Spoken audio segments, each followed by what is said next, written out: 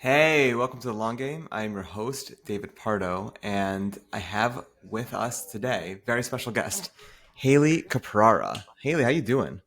Good. How are you? I'm great. I'm glad we're finally doing this. We were introduced, I Me think, like too. 2 months ago, and just a lot of rescheduling. And I know the world of wounds is very busy. It Um, is. so I'm sure your patients are very happy, and now hopefully my listeners will also be very happy for the time you've carved out. Haley is the quality assurance specialist Yeah. for Heritage Wound Care, and wound Yes. care is a very hot topic and a very important topic, and I think a really misunderstood topic. Yes. So I think everyone listening stands to gain a lot in understanding more about what's going on here. Before we jump into wound care, Haley, could you just tell us a little bit about yourself? Sure. I live in New York. I have two giant dogs and two boys, and we're very busy running around. But I've worked in wound care for almost 10 years already. I know, I'm old now.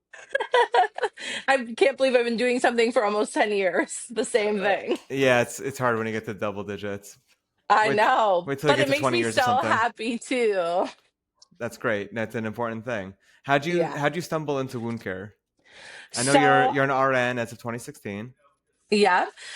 So I started off as an LPN in a long-term nursing home. And one of the providers that I worked with was also the medical director at a local wound care center. And he kind of took me under his wing. He really inspired me, and I really became an RN to get into wound care more. You only became an RN because you were inspired by wound care. I was already an LPN, so I already loved being in nursing. I loved the population in long-term care, but I really didn't have any idea about like the complications and the different things that go on with wound care, and learning about the healing process and the things that we can do to make that go faster. Really was so inspiring. And it's one of the things in healthcare that you can see with your eyes getting better. Right, because so much of healthcare is like a really long-term arc that you can appreciate, but wound care is like Yeah. magic. Yeah. That you So, can see without a microscope. You can just, anyone can see it too. let's understand more about wound care. Yeah. One of the most underappreciated but critical parts of long-term and post-acute care. Yeah. Um, Most people outside the field think of wound care as something simple, cleaning, bandaging. hmm What's the actual reality? The reality of it is that our healthcare histories, our health in general is just becoming more complicated. Patients, as they get older, they have so many comorbidities and issues and medications, and wound care patients are complicated.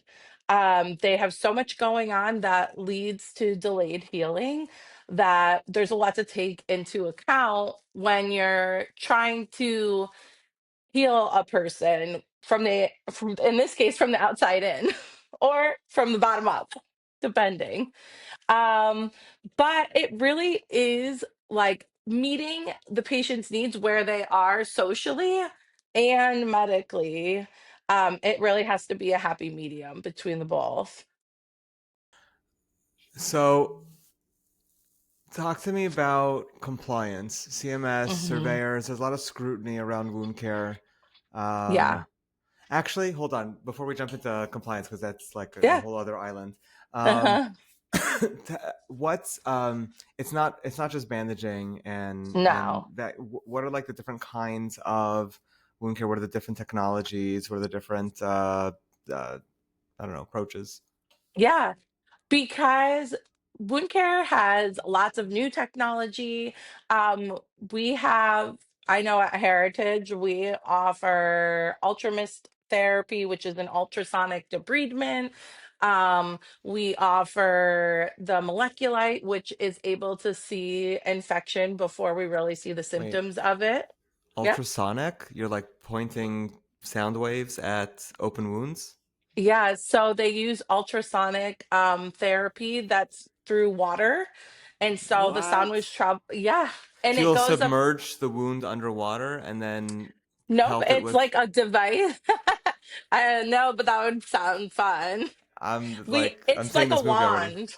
Yeah, It's right? okay, and It sprays it. with water at a very fast. That's like has the sound waves in the water. It's like And pressure it washing. nope, it's not even It's pressure. not. It's like very light misting almost. Okay. Yeah, and so the sound waves disrupt the like cell walls. It reactivates circulation in the areas. So we offer that. It definitely is like one of the only treatments for deep tissue injuries, which there's not much you can do for them other than offload and ultramasting. Um, but there's all kinds of advanced therapies and dressings that we utilize daily, including skin subs and near infrared imaging. We use that. There's so much that goes into it. Yeah. So talk to me about. I guess like when I was new to healthcare, I've been in Yeah. the industry for a couple of years, and I'd go to conferences, and I met like all these wound care people, and like I'm gonna reveal my ignorance. I'm like I was just confused. Like I get wounds sometimes. Like I Yeah. trip, I skin my knee. Hmm. I like my arms like kind of like messed up now. I'm biking. Um, why is wound care such a prevalent specialty, specifically in the skilled nursing space, the senior care space? Is it something? Hmm. Is something about aging? Is it something about different conditions that are specific to the elderly population? Yeah. So anyone with peripheral vascular disease, arterial disease, diabetes, among other things, which all the prevalence of those things are going up as we're getting older, people are living longer. So all of those things go up. And as we start to be less mobile and our skin has less collagen, our skin is more susceptible to damage. And delayed healing. And all of those things go in hand with the healing process in addition to just not eating as well anymore, not getting as much protein anymore, all of those things are going to slow down your healing process. And as your healing process, so your increase for infection also goes up. Okay, got it. So when I see the water that has collagen in it, that's not just a Mm. gimmick. That's actually like It's not what we put on wounds, it's but not. it definitely there's benefits to collagen. Collagen works. Okay, So we so need it, wounds we want it. wounds really do get worse as you get older. That's the Yeah, bottom line everything here. takes, if you think about like, if you took 10 minutes to walk a mile when you're 20, it would take you how long when you're 80? Okay, Longer. Just like a so wound would heal. A wound when you're 20 heals like this, no problem. You fall off your bike, it heals up. But when you're 80, if you fall off your bike, it's going to take a little longer. And the longer it's open, the higher the chances of infection are. are there certain besides just generally speaking seniors, are there certain populations among seniors who are more likely susceptible to wounds, Hmm. diabetes, things like that? Yes. Anyone who's immunocompromised, diabetics, people who are smokers or maybe smoked for a long time and quit, um, anyone who has multiple comorbidities or issues with their health is at higher risk for wounds and delayed healing. Okay. Yeah. Um, let's talk about compliance. First of all, I'm just so Hmm. curious. It seems that this is a topic of a lot of scrutiny, CMS. Do you think wound care gets more scrutiny than the industry in general, and why is that? I think wound care definitely is a hot topic. I think it gets a lot of scrutiny because when someone comes in to see their family member and Mrs. Jones is laying in her bed and they come in and they're like, "What is this on her heel?" They can see that with their eyes. They see something's wrong and it's right there. It's not something that's they're hearing through the grapevine or something like that. It's something they see with their own eyes and they don't have to have any education to really look at it and say, "Oh my God, what happened here?" And so I think that's what makes it one of the hot topics. Okay, that makes sense. It's like Yeah. people see it, Yeah. and you People know see it. it's on your mind. So then, in terms of compliance, what do you think hmm are some of the top mistakes that operators make in this arena? I think in this arena specifically, the top thing that we're not doing enough of is educating the staff that we have. Staffing is forever and always going up and down, but the more That is education what we that the talk about staff on this has, podcast all the time. Yeah. yeah, staffing, it's a problem. Everyone knows it, but the more educated your staff is, the more they feel that they have a part of the big picture here, the better results you're going to have. You really have to invest in the education and teach them the what behind the why. Why Now, are they when doing? when you say staff, you mean the full-time employees of a skilled nursing or assisted living facility. Yes. Or even like we at Heritage offer education to our facilities. And that's the thing, facilities don't tap into the education that they have available to them. It may be something they can source out and not have on their plate and still get it done and offer and excel in that department. Um, so that's just interesting to me because I thought wound care is like usually fully outsourced. So what is it that full-time staff who are not in dealing with the actual application of the various technologies and treatments that you mentioned, what do they need to know? So, although wound care is outsourced, sometimes there is a frequency of dressing change that they need to complete in the interim or on off shifts. Um, or also like doing the maintenance, training, and positioning, the offloading, and how to do that, why we're doing that really makes a big difference. The people that are there on night shift, knowing how and where to position their patients to keep them whole in one piece and in that department, like they all can utilize education. The CNAs need to be educated, not just our nurses. And I think that also is something that across the board needs to be improved. Is that something that you do at Heritage? You like sit Yeah, with staff at different facilities or communities and explain like this is what you need to know about how to someone who's yeah. undergone treatment or We offer like the full spectrum, and that's one of the things that I love the most about doing what I do is educating people on how they can take an active role in healing for their patient population, their residents. There's so much they can do and do correctly that will decrease the pain and suffering of others, and especially in the wound care space. do you think people over refer or under refer? Like, I think there's a delay in referral to wound care services. People don't realize all the things that we can do and see right at the bedside. We really try to keep the patients at home in their home setting. It's traumatic to go to the hospital and ride in the car and jostle around on the roads and wait in an office. And not to mention, that could be detrimental to their skin integrity also. no question. I'd love to jump into the quality assurance bit. hmm What does quality first culture look like in wound care, and how do you get teams to buy in? So, quality wound care is the quality, obviously, of the treatments that you're providing, the quality of the documentation.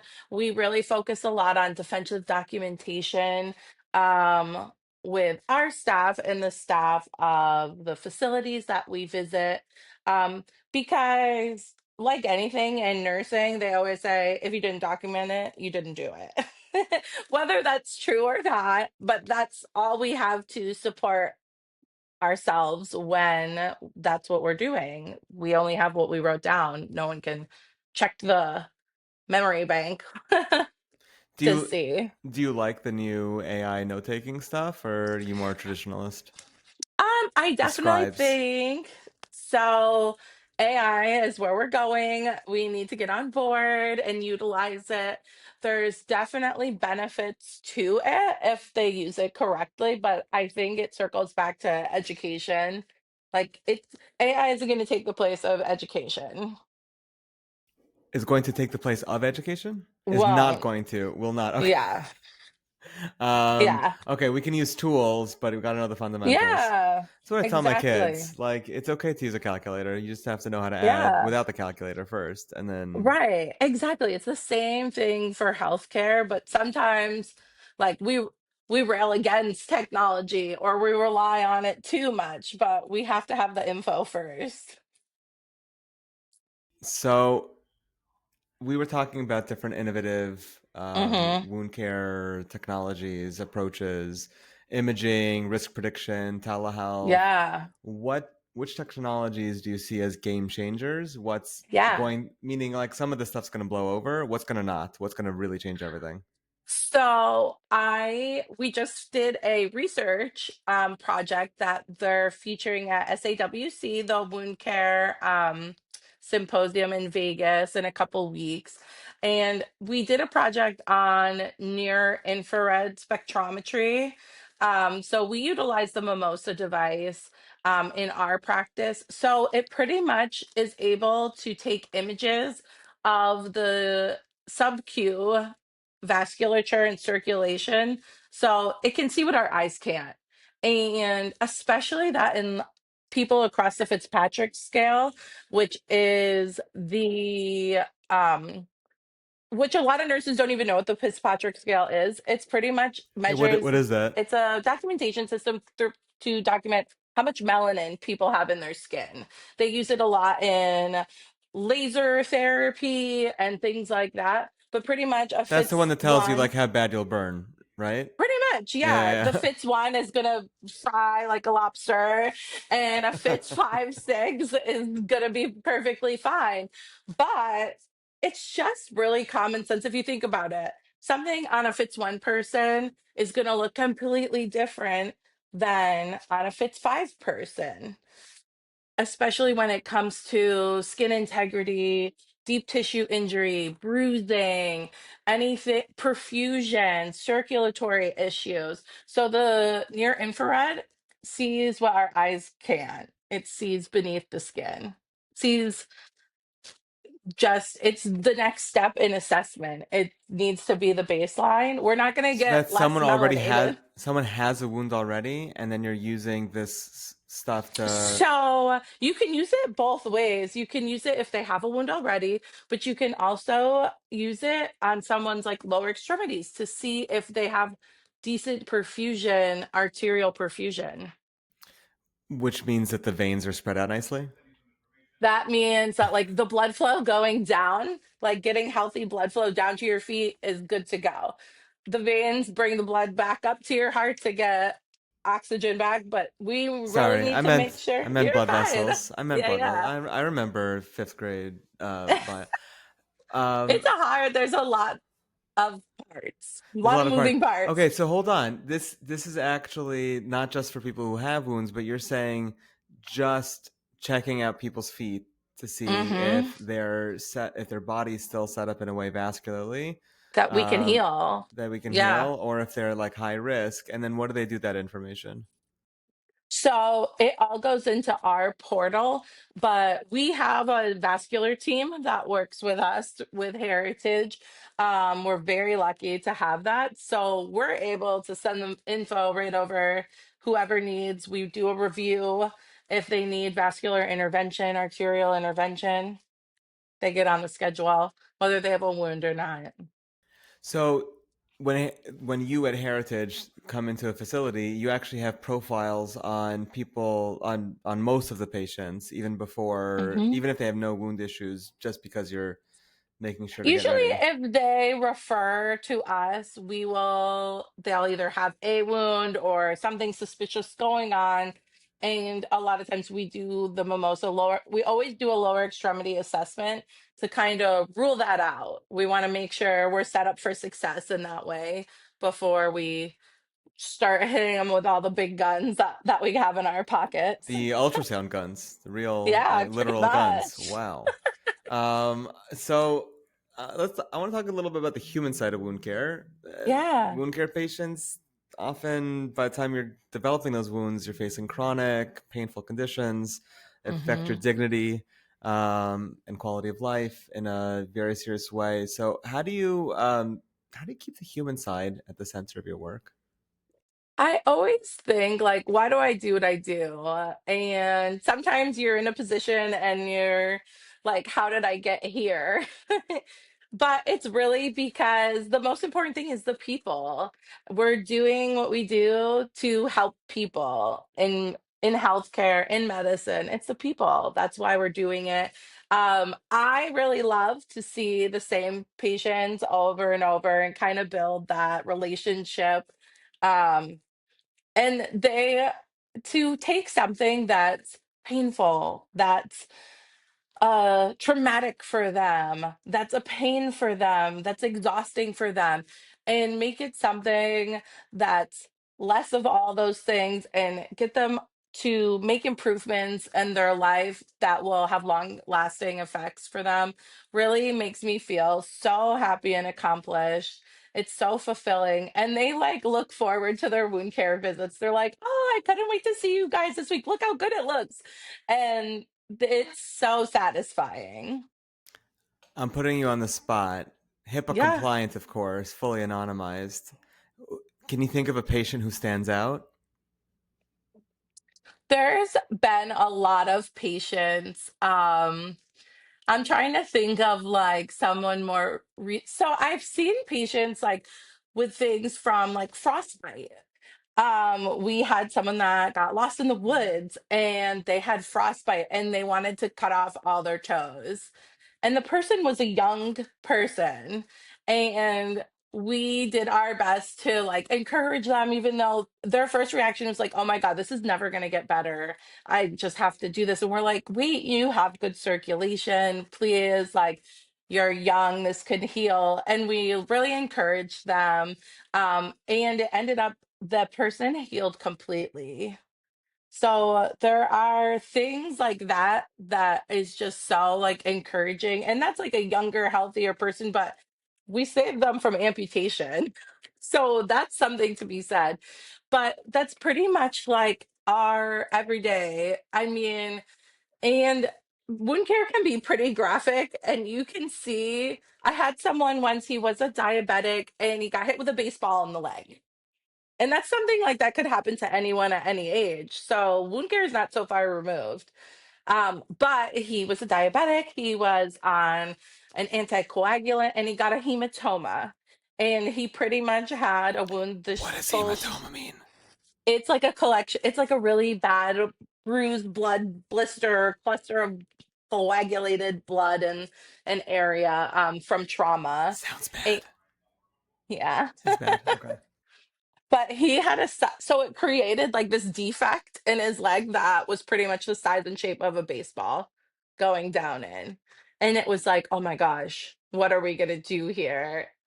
And even though he had those comorbidities, we were able to use the resources that we had and heal him completely. So I want to tie this back to the long game. Hmm. Thinking long term. Um, how how do operators and clinicians future proof their programs? Or to put it like put a fine point on it, what's one thing you could change about how the industry approaches wound care? What would it be? I think we are not preventative enough. We're more reactive. We don't put things in place at the get-go. It's always, uh-oh, this happened, and now we're reacting to it. Even if it is increasing education in the space, if we had already the education in place, we wouldn't have got to the point with having an issue with pressure in a facility. Um, or increased infections with infection control. And instead of reacting to those problems afterwards, we could have prevented them with extra education for the staff. This is definitely a big meta theme across many conversations. I've had value Yeah. based care is coming 2030. Yeah, for Start thinking sure. preventative, holistic. Yeah, it's hard. It's I guess it's just hard to build that way, but Yeah, it's a direction we have to it go to keep things is. sustainable. Yeah, and I mean, there's so many services that will help support the facilities with education. So it's not all on long-term care or assisted living. It's not all on them to support all of their own education ventures. Like, people are there to help. It's just finding. I always tell when I educate people, I'm always like, being a specialist, a wound care specialist like me or anyone else who's a specialist in their field, it's not, oh, you're never going to know everything. You're never going to have every single resource, but it's knowing who to ask and where to find them.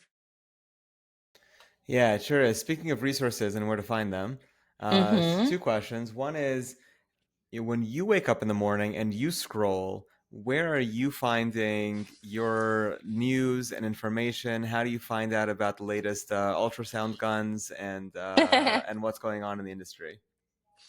Um, Definitely I utilize WoundCon, which is kind of like a web-based education they put on multiple times a year, and it's free. There's so many different education outlets for, and they you can get CMEs. We're building our own education for facilities that we service that we're able to roll out for the facilities. But I also have my own little Instagram that I utilize to share info That was my about next little. question. I want everyone listening, everyone who's got this far wants to know, where can they find Haley online? Me, Go. Yeah. I'm One Cares Most Wanted on Instagram. So Is there I a started this. backstory to the user handle? Were Um, you a criminal my at some point before you were an RN? Like, in my own mind. I felt like I was like going, which I still travel now, all over New York, New Jersey, downstate, upstate, wherever. And I was like, oh my God, I go where the wounds go. And my coworker was like, your wound care is most wanted. They all want you. And I'm like, but there's only one of me. And I kind of felt like this little platform that I started was just to like offer little tidbits and pearls with information and to add my like signature sparkle to wound care, because I think that wound care is seen as like people don't like it. It's messy. It's not glamorous. And but there's it to see someone with your own eyes heal is just so incredible. And I think people don't think about that part enough. that's profound. I think that's a bigger lesson about life. We think about the icky Yeah. things. We're focused on the bad part, and that's where we our eyes, but we don't see the healing and the improvement, and Yeah. that's really where we should be focused. And that really is like it applies to so many things in life. Like, you can be in a bad place and you have to work through all the icky things to get to a better, happier place. And that goes for wounds too. Haley, I want to thank you for joining us, and we'll keep in touch and learn more. Yes, definitely. I'm so happy to be here. I'm happy to share wound care with people. Whenever people ask me, like, oh, what do you do? And I'm like, oh, I'm a wound care nurse. They're like, what? Okay, So now when, you can send them this podcast. yeah, exactly. I'll be like, here, Here's the short of it. see. Exactly. But thank you so much for having me. Thank you so much for coming. Talk soon. All right, thanks.